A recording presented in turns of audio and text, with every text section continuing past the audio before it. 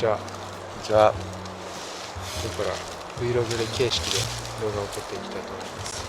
日常をね、あと森の例えば季節の変化による小さな発見とかさ、小鳥が鳴いてるけど、ちっちゃなことの発見を Vlog 形式でやっていきたいし、あと工房で靴を作るとかさ、観葉植物ね、隠し田を育てるとか、そういう変化も取っていきたいなって。まあだからゆるいよね。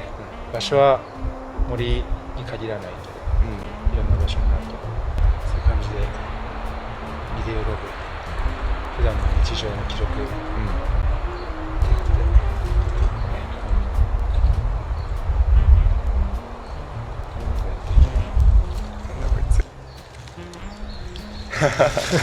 まあそんな感じで Vlog やっていきます。名前聞いてみた。シャイだ。出てくんないよな。